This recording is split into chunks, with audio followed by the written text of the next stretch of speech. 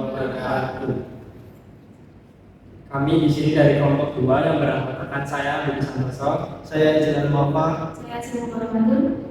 akan mempresentasikan materi kelompok kami dalam mata kuliah ekonomi syariah yang berjudul Pemikiran Ekonomi Klasik dan Kontemporer. Presentasi yang akan dilakukan secara bergilir yang diawali oleh Asrimu Oramatul. Pada Asri, waktu dan tempat saya persilakan. Teori ekonomi klasik. Jadi teori ekonomi klasik adalah menekankan peran pasar bebas dalam mengatur perekonomian, di mana peran pemerintah harus diminimalkan untuk membiarkan pasar berjalan secara alami. Teori ekonomi klasik ini menyatakan bahwa pasar bebas akan mengatur dirinya sendiri jika tidak ada campur tangan dari pihak apapun. Kemudian tokoh-tokoh dalam ekonomi klasik.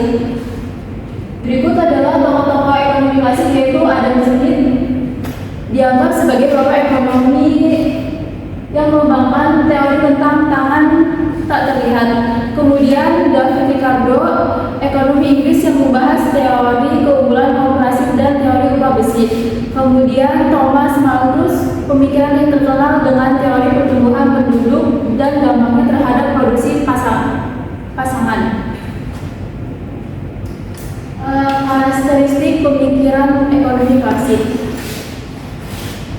yaitu ada 3: kebebasan, kepentingan diri, dan persaingan. Kebebasan sendiri itu yaitu hak untuk memproduksi dan mempertahankan produk tenaga kerja dan modal. Kemudian kepentingan diri yaitu hak seseorang untuk melakukan usaha sendiri dan membantu kepentingan diri orang lain. Kemudian persaingan yaitu hak untuk bersaing dalam produksi dan perdagangan barang dan jasa. Selanjutnya ada pemikiran ilmu ekonomi kontemporer.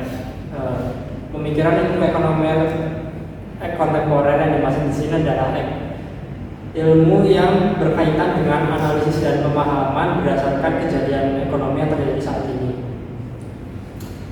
Tokoh-tokoh dalam pemikir ekonomi kontemporer yaitu Muhammad Najatullah Siddiqi, Munsar Haq, dan juga Umer Chakra.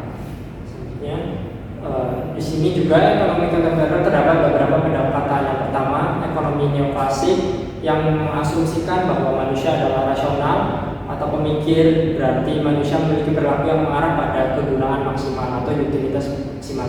Yang kedua, ekonomi institusional. Pendekatan ini menekankan pada pentingnya institusi dalam mempengaruhi perilaku ekonomi seperti aturan, norma, dan juga nilai-nilai sosial. Yang ketiga, ekonomi evolusioner yang mengasumsikan bahwa ekonomi selalu berubah dan juga berkembang dari waktu ke waktu, dan bahwa perubahan ini dipicu karena inovasi dan juga seleksi alam. Yang terakhir atau yang keempat yaitu ekonomi post-Keynesian. Dalam teori ini pemerintah dianggap sebagai agen yang dapat membantu memperbaiki kegagalan pasar. Jadi pemerintah dapat membantu rakyat untuk meningkatkan ekonomi pasar yang sedang turun. Selanjutnya, perbedaan fokus permasalahan ekonomi klasik dan kontemporer. Ekonomi klasik berfokus pada permasalahan yang lebih sederhana, seperti produksi, distribusi, dan konsumsi. Masalah ekonomi klasik fokusnya pada aspek dasar produksi, pertumbuhan, dan nilai. Lalu ekonomi kontemporer adalah ekonomi kontemporer berfokus lebih kepada permasalahan yang lebih kompleks, seperti keterbatasan sumber daya. Sifat permasalahan jauh lebih kompleks. Kesimpulan, ekonomi klasik dan kontemporer memiliki cara pandang yang berbeda dalam melihat masalah ekonomi. Dengan fokus pada masalah yang lebih sederhana, ekonomi klasik, dan masalah yang lebih kompleks pada ekonomi kontemporer, tujuannya fokus pada permasalahan, sifat, serta sudut pandang permasalahan yang juga berbeda.